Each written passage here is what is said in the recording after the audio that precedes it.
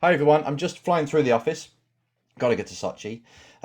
So I thought for this one, I'm going to put up an interview. Somebody just interviewed me called Becca Taylor, which is driving BEX on YouTube. And she's got this 20 questions where she talks to people in the industry, asks them 20 questions, 10 of them are random quick fire and 10 are more in depth about the person. So she goes into, how I coach, how I started coaching, driving, and all these things. And I think it'd be of interest to you. So here's the interview. I'll see you when I get back from Sochi. Enjoy.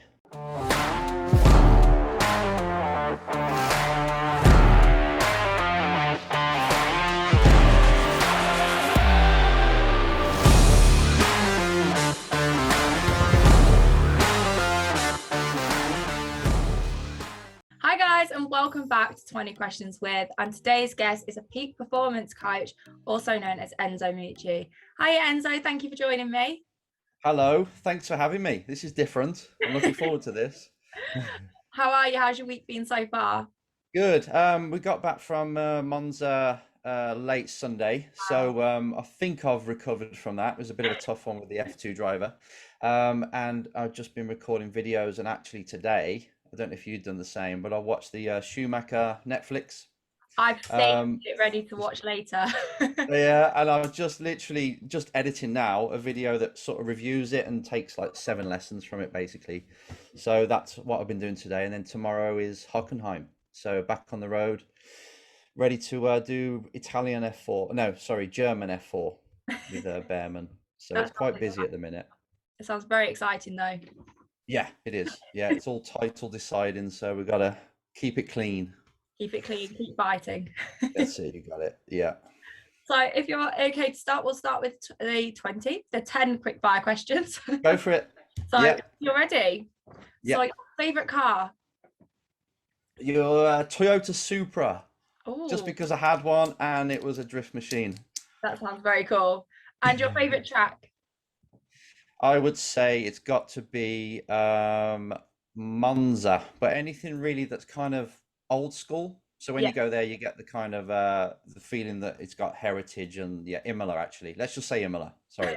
a bit of history behind it. Yeah, yeah. And cats or dogs? Dogs. Your go-to three-course meal? It's a salad to start, which is really boring.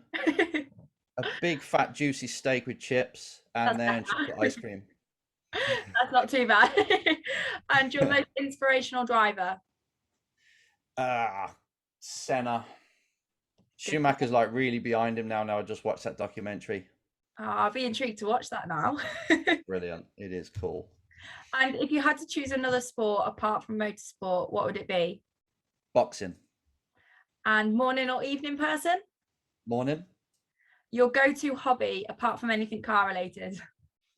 Oh no. So I can't say simulator, can I? This is a good one. I'm gonna say surfing, but I haven't done it for 2 years. But it used to be my go-to, but I just moved away from the sea a little bit. Still counts. Yeah. And the scariest thing you've ever done? Scariest thing I've ever done is this interview. You're not the first person to say that. Damn it. I can't think of anything else. Yeah, asking a girl out, maybe. And if you had to describe yourself in one word, what would it be?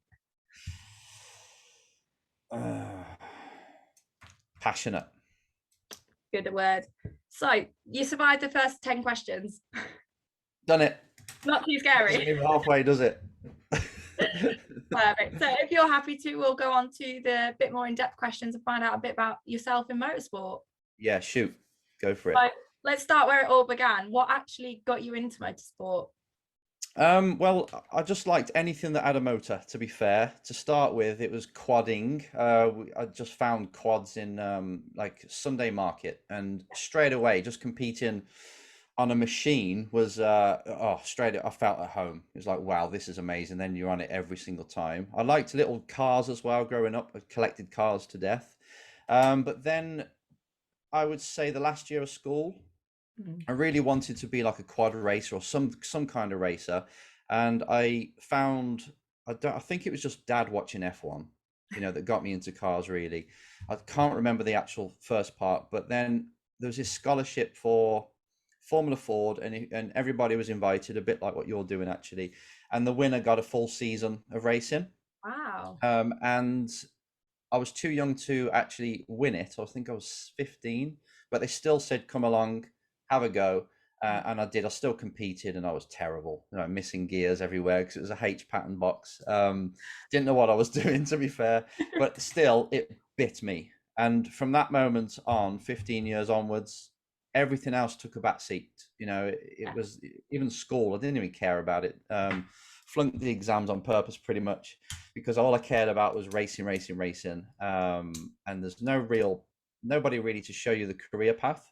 Yeah. You completely confuse the school when the career advisor comes and you say a race driver. So they just put mechanic. But that inspires you even more then, when it's Yeah. something out of the ordinary. And then it took quite a few years to save money to really understand how to get into it. And I was probably I think 17 when I got my race license and 19 when I started driving in Formula Fords. So I did that for a couple of years, won that championship in the second year, and then moved into coaching about 4 or 5 years after that. I was kind of driver coaching, normal driver coaching at the same time, but my true love, really, I didn't even know at the time, was coaching. So the driving was, yeah, it was okay, but the love sort of dwindled. And when Yeah. you start to make a difference in other people's lives, and I'm probably better at it, to be fair, the coaching than the driving, it just completely took over from it. And yeah, coaching, I'd say 2004 onwards was when I really hit it hard, and that's all I did. So it's where you really found your passion was within Yeah, coaching. yeah, 100%. And That's it's just and it's coaching outside, sports people and life coaching. You make a difference, and it's that's addictive, to be fair. you're having an impact on someone's life for the better, Yeah, and it is yeah. really rewarding for yourself. It is, yeah. So you win, you cross the line in a race car, and it's great. But I think what I looked forward to more was the celebrating with the team when you got back, and that kind of tells you, doesn't it? What turns you on? It's more of a people thing. So I think when you contribute and you've got things bigger than just yourself, you don't usually find that out till later in life, with family and stuff. But or you running a company, it inspires me more than just crossing the finish line first, if you know what I mean. Yeah. Hard to explain. And that's what motorsport is all about, isn't it? It's not just about the driver like F1. Yeah, So many people focus on just the driver. There's a whole team of hundreds of people back from the yeah, factory building the cars to the mechanics on at the track, and again, obviously the drivers. But there's so much more behind the scenes that people don't quite realize, and it is a yeah. team sport.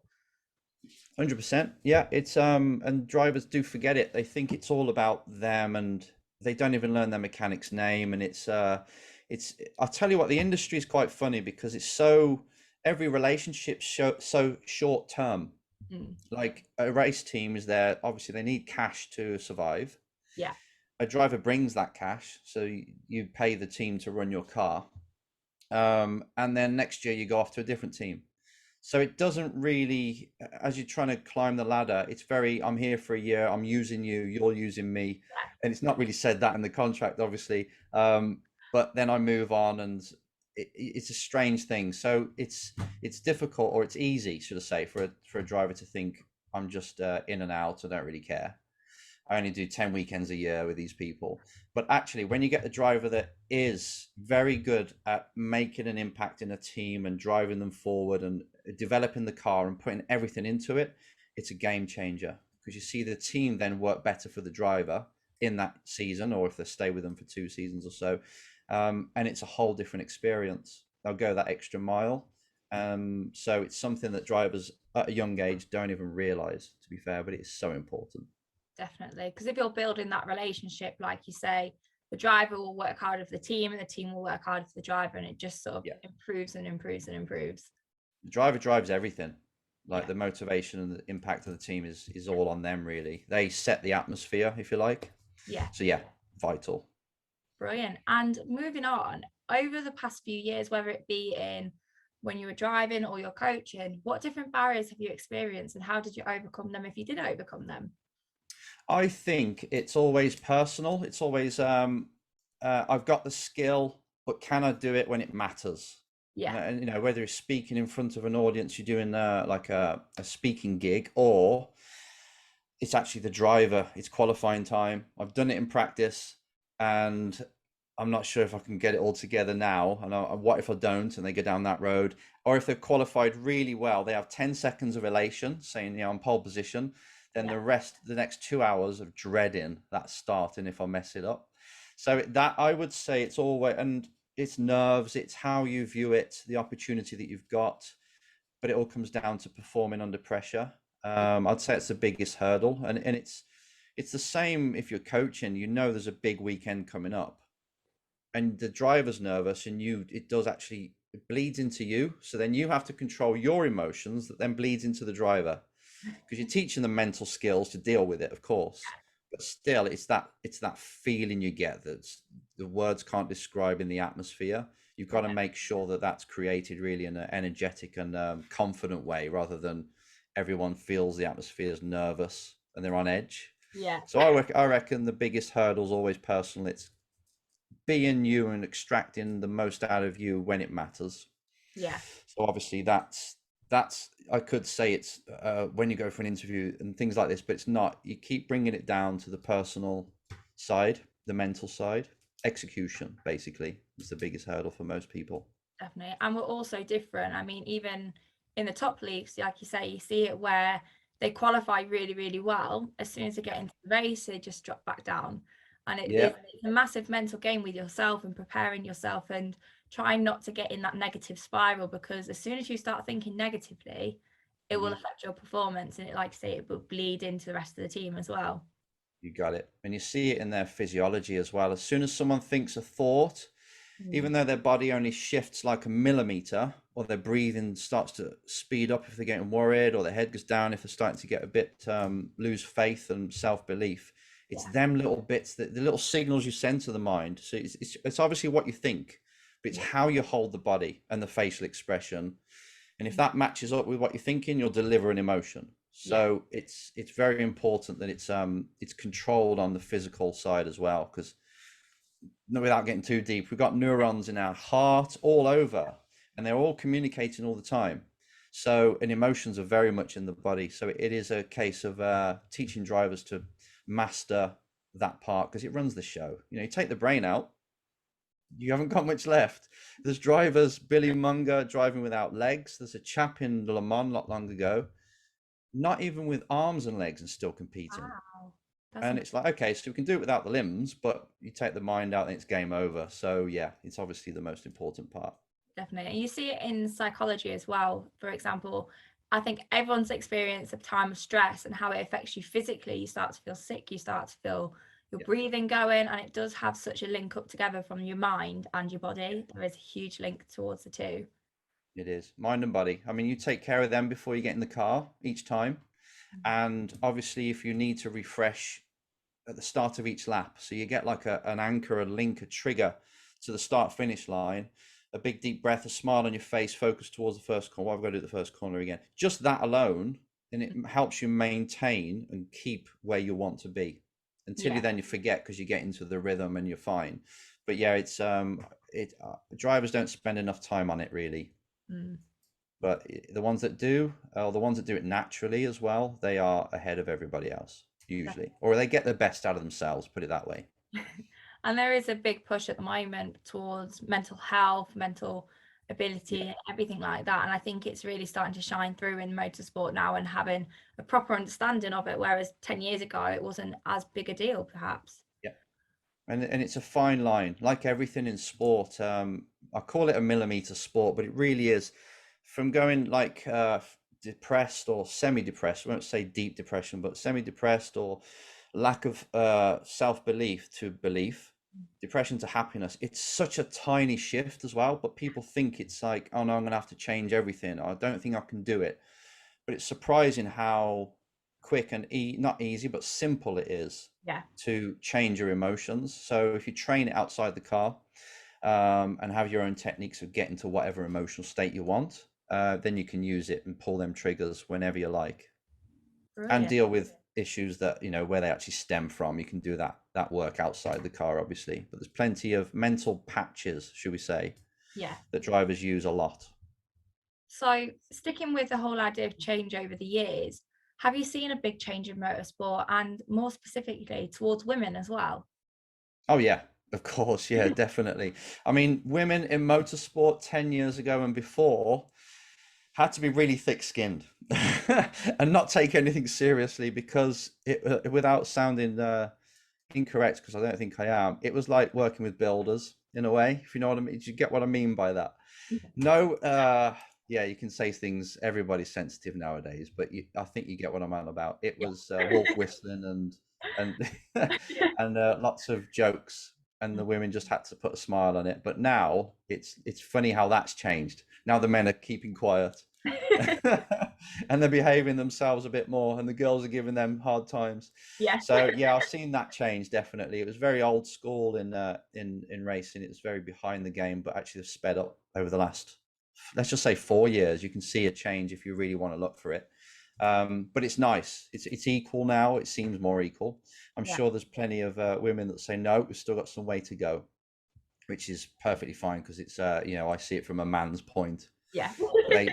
I don't see what's going on as much, but yeah, I think it's just in the world in general, Yeah. and Hugely. I think things change quick now because of social media thing. If there's say if it's a new way of behaving in general in culture, especially on where we are in this part of the world, it bleeds very fast. Everyone sees it on their phone. This is how you're supposed to behave now, good or bad, but that's just the way it is now. So things change very quickly.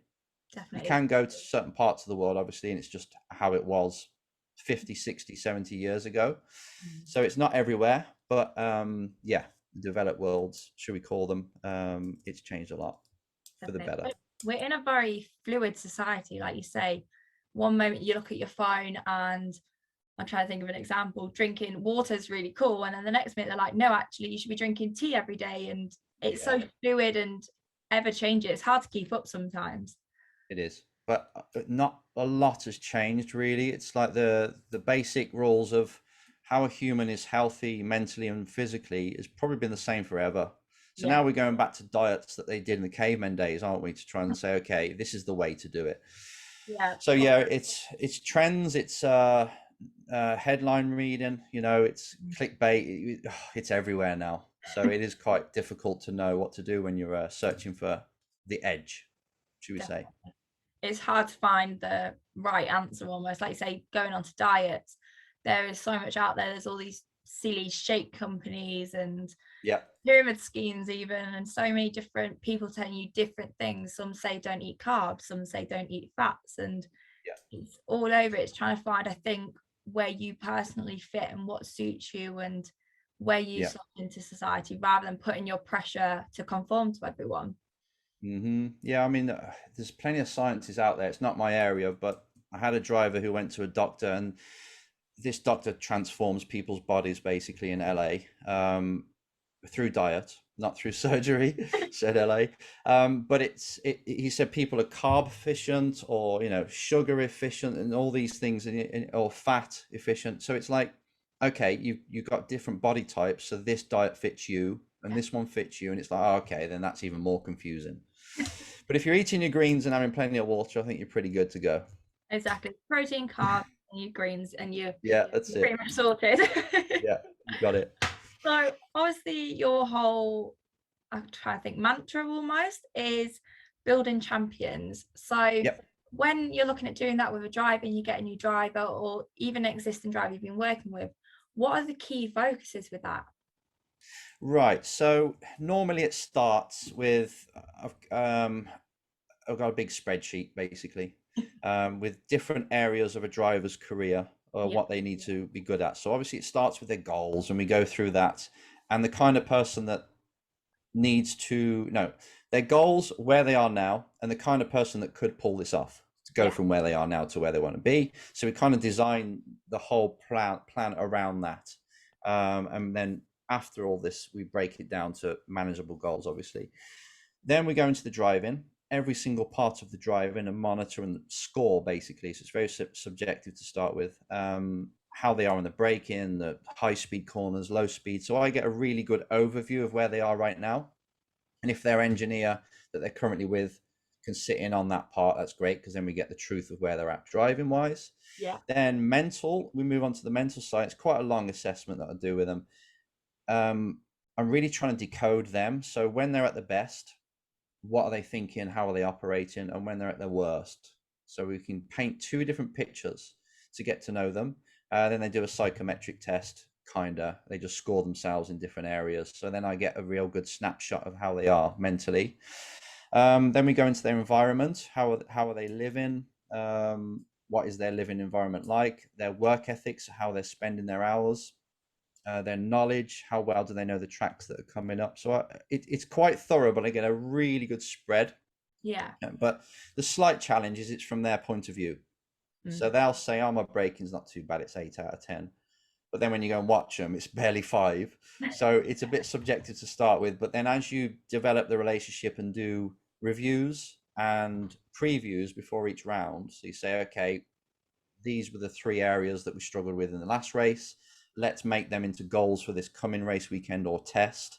So then you start to evolve. And after about a month or so, you've really got a good picture of the driver. Yeah. And then you develop a training program that's just for them. So when I say training, I mean, okay, now we're going to do some sim work and we're going to work on pressure. I'm going to follow you around a lap and then put you under pressure and see if you can still do that lap time. Yeah. I'm going to invite other drivers and we're going to do quali sims. So it depends really on what the driver needs. Yeah. Some need confidence outside the car to lead the team better. Some are stupidly quick naturally, but they just haven't got the work ethic then. Yeah. Because it just comes to them. So you have to teach them that side. So it's very individual. So it starts off very formal with scores and things, and then we do a review, sort of like a quarterly review to see if it's getting better in that area, and to make it more precise. And it's ever evolving. Then it never stops. And then when you move to a new car, like a bigger car with different people working, it's then opens up another layer. Yeah. Really, to be fair. So I'd say with juniors, it's normally, if I've got carters, it's more mental, believe it or not, because I don't know much about driving technique of a kart. Yeah. I never did any karting, so I know the basics, but not each chassis, how it needs to be driven, each track. So I'll keep that to the mental side for the kids. Yeah. When they get to cars, it becomes more driver coaching. This is how you drive a car with a bit of mental. But then as they grow up and they've really got the driving down, it's then 100% mental and keeping them in the space they need to be mentally. So it sort of goes through different phases. That's really, really interesting. It's quite It's very fascinating, in depth. the depth that it has. Yeah, it's evolved really, because I suppose when you, as a coach, you always study people that have done it well. Yeah. And you take down the traits and you think, right, you need to have this to be a champion. And you become this massive code, but actually, and then you can benchmark that with a driver and say, right, I can see that this driver's getting results. I can see that you're not really good in that area. Maybe we should work on that. It starts kind of like that to start with, but then you become up with your own science over the years. So I've been doing it since 98 now, really, coaching. Proper coaching since 2004, but coaching in general since 98. So you just get your own system. Yeah. Should we say?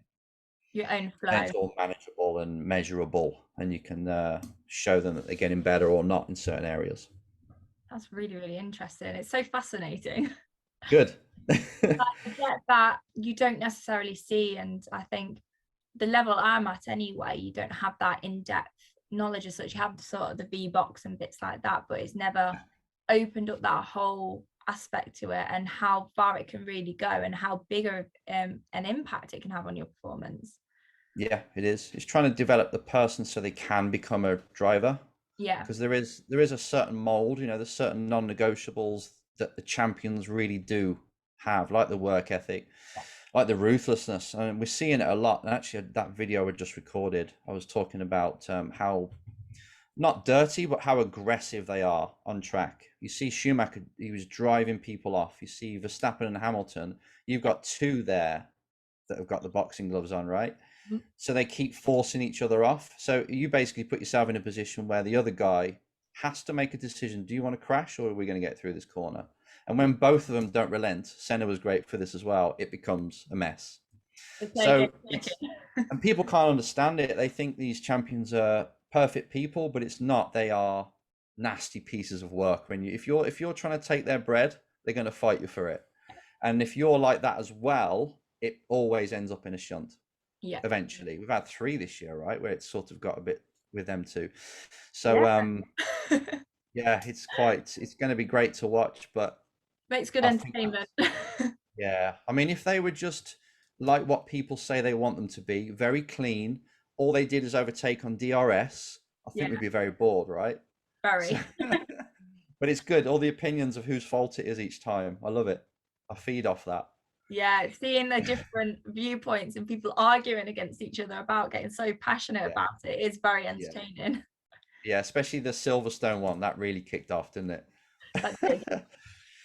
But yeah, I mean, if either one of them just gave each other more space, it wouldn't have happened, basically. That's what you can put it down to. Definitely. They just, neither of them want to back out. And I think that's Yeah. their Yeah. determination. They're like, no, you're going to have to back out. But the other one's thinking the same. And then it just ends up in a big mess.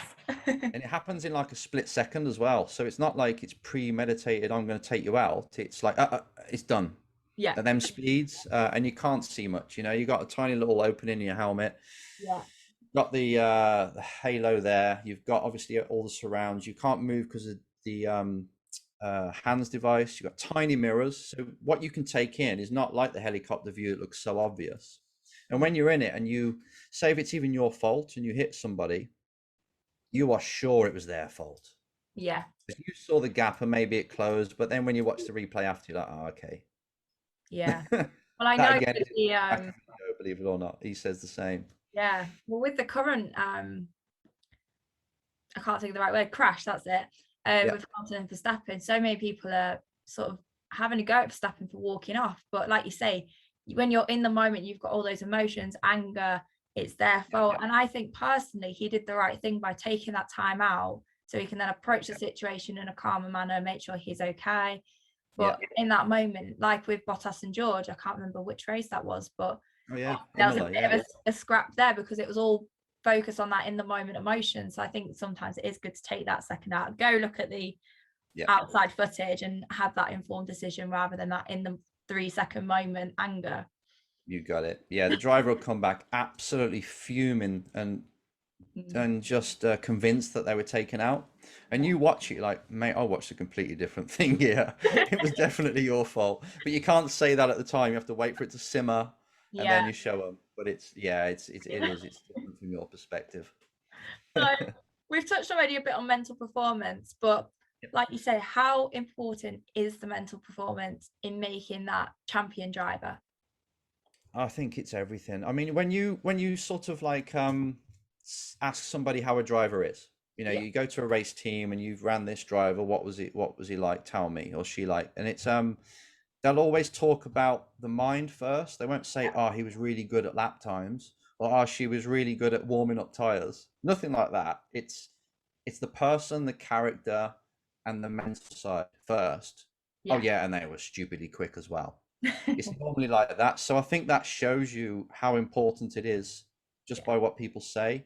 But it's having the ability and then not being able to do it on demand, like we said, or having negative thoughts just at the right moment when you need to perform, you need to execute, but you're double thinking. These are the things that make a big difference. I mean, you can be a second off, right? And you're thinking, I don't know how to crack it. I don't know how to overcome it, but you just lack a tiny bit of knowledge of how the exit of turn 4 is really important, or the entry of turn 10 is really important. So that's knowledge, still mind. Yeah. And it's knowledge, but you keep cracking on doing the same thing and ruining the exit. It's like all you have to do is brake a bit earlier, and honestly, 3/10 done. And you're always closer than you think. So it's either the knowledge side in the brain, or it's the performing as you can and letting you perform without double thoughts or negative thinking or lack of self-belief. So it's everything, isn't it? If you can turn the wheel, you got physical strength, and you can hit the brake hard enough if it's a Formula car, because you have to really slam the brakes in them, then I think everything else is okay. Right. Like you say, it's almost approaching it rather than I can't find that 1 second. You've got to approach it. How can I find that 1 second? What do I need to do to improve? And keep asking the questions to grow and develop, because there will be answers for them and it's not Yeah. impossible. You've just got to work it out. That's language, right? Internal language. So the questions you ask yourself and the statements that you say when you're in the car are really important. Not like, so if you can't find that second, you know, literally saying that, I can't find it, I can't do it, I'm driving as fast as I can, the car won't let me. These beliefs that you're stacking, your mind's going to give up. It's going to start to say the other guy or the other gal is cheating, they've got a better engine, something's going on, you're not setting the car up as good as my car up as good as theirs. All this stuff comes in, then it's really mental. It's done. It's game over. But if you're going around, you can see the lap time's terrible. You're like, okay, there is an answer. There's an equation here. There's something I'm missing. Is it turn one? What did my coach tell me or someone tell me before? Oh yeah, I was actually braking too early last time. Maybe I should take it a bit deeper. You go through the corner. Some cars have got delta, so you see immediately if it's worked. So that's really nice. And then you're like, okay, it worked. So that's ticked that off. Now I've got another 6/10 to find. And then you start to be more productive Yeah. and resourceful. And that's what it's about, really, being resourceful in the car. No matter how many smacks in the faces you've taken in that race, it's coming back like a robot to say, right, this is what I've got to do now. Definitely. I And think if you, actually one driver in F1 that's really good at is Perez, because how yeah, many times he started right at the back of the grid and yep, he works his way through, whereas people sometimes like Hamilton are there like, yep, oh, my tyres are short, I've not done that well. And yep, you can yep, see yep, like a yep, bit of a difference for those that will fight it through to those that kind of expect to be at the front, and when they're yep. not, it's not their fault almost. It's going at it like an AI, like a robot, where there's less emotion but more analytical, Yeah. thinking about how, you know, problem solving, should we say. Yeah. And you have got a bit of artistry in driving, of course. You're feeling, you're like freehand drawing, but there is also a calculation side of it. I'm trying to crack this code of the lap time. And there's someone out there doing it. So I'm going to watch them and see how they're doing it or follow them. But the answers are there somewhere. It's just remaining patient when it's giving you no love back, you know. It's you'll find out. It's difficult, but that I think is a good skill. One of the main skills, really. Yeah, it's being determined and making sure you keep pushing until you find that answer rather than Yeah, falling at the first hurdle almost. you got it. Brilliant. 100%. Yeah. So kind of almost a little bit onto the mental side, but going Yeah. into memories, what is your favorite memory out of all your motorsport career, whether that's coaching, driving? Oh, I think one in the car would be I won a Alfa Romeo race at Donington from P28. That was great. But basically, it was a full reverse grid. So I won the first race, or second, I can't remember. And then it's a full reverse, which was really random. So you have to pick your way through, and just about did it. So that was cool because it was a car that shouldn't have won. It was nice. And I think TRS, Toyota Racing Series with Liam Lawson 2 years ago in New Zealand. It was a really tough championship. Him and Mark Armstrong, sorry, Armstrong were going for it. And everyone was watching. It was the time, and it got him his Red Bull deal Oh, in wow. winning it. So it was really cool. It was a nice watching him sign the Red Bull contract in a cafeteria on the Monday after was really nice after all the hard work. But it Very was so rewarding. pressureful. Oh, it was unbelievable. And in the last race, he won it, but because the guy in front, who was a title contender, Armstrong, he had a 5 second penalty because he pushed Liam off in the race. So then Liam just had to stay within the 5 seconds, and they were both pushing. And you didn't know who was going to win till the last lap, basically. So yeah, them kind of, I've got a few of them actually, but they're the ones that stick when it's a fight and you just about come out the top, Yeah. on top, or not. You know, you lose, but it's just an epic fight. It's like a movie, really. The story that builds up to it. Makes it more rewarding as well if you've had to fight for it rather than just leading the grid for the whole race nice and easy with loads of gaps. If you've actually had to fight for it, you think, no, I have worked hard for this, I deserve this now. Yeah, yeah. I think one more was I was at Indy 500 with Ed Jones, and he got third place, but he could have won it. Yeah. But he broke the tip of the nose off on the Indy car, and obviously you can imagine at that speed it catches the air, so you haven't quite got the straight line speed. But he was quick enough to win, and we're all on our edge of our seats. But he came third in the end in his rookie year, so that was great. It's another one that stands out. Oh, fantastic. So moving on, looking back from the past now to the future, What are Yeah. your future aspirations? Aspirations are just to keep going, to help drivers in any way. And I think it's just leading me into management, sort of management of drivers, helping them in any way possible. So there's no end goal for me at the minute. Yeah. It's just keep going, keep delivering for drivers and just see what happens because I'm enjoying doing it. So I think that just keep, I put as much pressure on the driver to improve as much as I do in the coaching. So it's like an ongoing thing really. So who knows where it'll go. That's exciting. I bet it's quite exciting to see how far it'll go and how far it'll keep developing as well.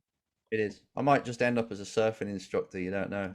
Complete life change. Yeah, I'll be quite happy with that. It's the same things. I used to use that on the beach with like a cocktail in a coconut Yeah, shell. there you go. Best of both worlds.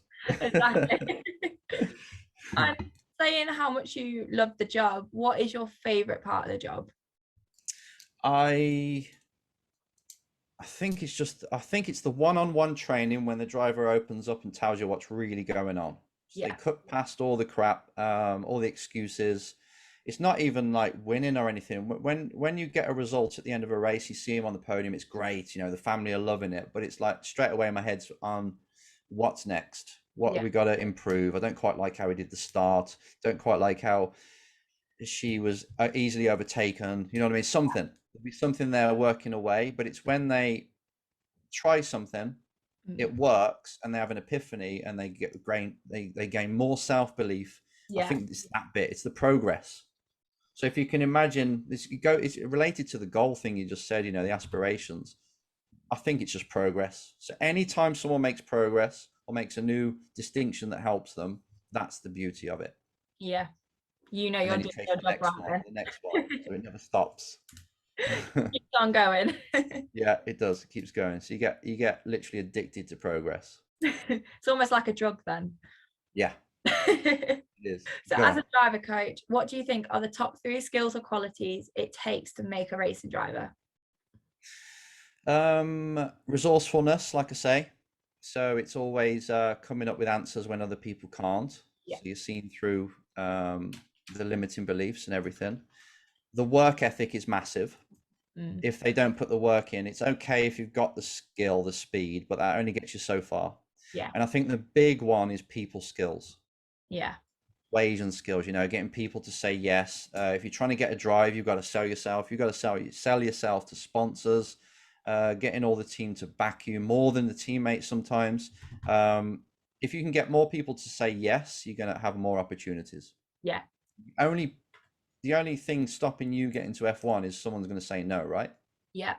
That's the worst. So if I can make more people say yes, then I'm going to get what I want, and they get what they want. So I think, yeah, people skills and leadership is all wrapped up into that. Oh, fantastic. And the very last question. Yeah. So for all those out there wanting to make it, whether it be into coaching or into driving, what is your best advice? Oh, give me a bit more color to that question. So I'm trying to think Example. now. So What would you like to know about it? so for myself, obviously my goal is to win Formula Woman and make it into the GT Cup. What would Yeah. be your best advice for me moving forward to reach that goal and what to focus on improving? Okay. That I would helps. say applicable preparation. So Yeah. if you know there's, like you said, I think it was before the video, wasn't it? Before we recorded about going to the simulator and doing as much as you can. That's the kind of stuff you can do. It's kind of being creative on the prep side because you can't get on track very much. So it's like, how can I prepare in a way, whether it's sim training, whether it's doing some track days, which I think you're doing as well. Anything I can to prepare me. So when I am in the car, it's more natural. I'm not starting from square one. And it's the same when they're going for sponsorship as well. If I'm not very good at speaking to people, I've got to go and prepare and be better at that. Yeah. And somehow I've got to be creative and make that happen. So I think that's all it is. It's trying to create and give yourself the skills before it's actually show time. Yes. So when you're there, you're just repeating rather than doing everything for the first time. And I think that's the best way. So it's preparation, but yeah, you got to be creative really to do it sometimes with our sport. It's having it so there's less to take in. So if you're obviously for the assessment, for example, if you're in a new car on a new track, obviously in a new environment, being assessed with it all, it's Yeah, all quite overwhelming. Whereas if you've driven the car before, you've gone around the track a few times, and you've sat in with a coach before, you kind of understand what to expect. There's less sort of pressure, and you're just like, yep, I just got to go drive got like it. this now, rather than being like, oh my God, how do you do this car? What's it like? What's the track? Where's the corners? It's just Yeah, natural, like you say. it is. And I don't know if you're like me, but I always seem to screw things up the first time. And the second time, it just because you've done it, you can anticipate things a bit better. You just seem to do it easily. Yeah. And I constantly do that. So yeah, I think it's how you do that without actually doing the activity. Yes. So you have got to be quite clever working it out, even visualization, anything like that. But going towards anything like a shootout, just, I think I said this to you before, just to really enjoy it. Yes. But I'm going to take this in, and it doesn't matter if I win or lose. I'm going to go there and give it everything, and then you take Exactly. the pressure off because there is no win or lose anymore. It's just, and then you'll perform better, basically. You'll Staying stand a better. calm. I think that's what I've said as well with the whole competition. As long as I've gone there and I can come away and say I've done everything I physically and mentally possibly could, you Yeah, can't be mad at yourself then. And that's, yeah, I think, the way you've got to look at it, and have it as a learning experience. And without this competition, there's so much that wouldn't have happened, and probably wouldn't be on track as much, thanks to all sponsorship and the whole journey of it all. So it's got to be grateful and of the learning experience, as well as hopefully winning the drive. yeah, exactly. Yeah, so get in there and enjoy it. Definitely. Well, you survived. That's it. I survived. That was 20, was it? Jeez. That was Okay. 20. Not too scary, or is it still the scariest thing you've done? Nah, it's fine. It's cool. Good. Well, thank you ever so much for taking the time to join me today. It's been really enjoyable, and I've definitely learnt a lot. Thank you very much for having me. And good Great. luck with everything. Thank you. So you guys know the drill. We're here every Monday at 6 p.m. So make sure you like, follow, subscribe to make my journey your journey. And I'll see you next time. Bye.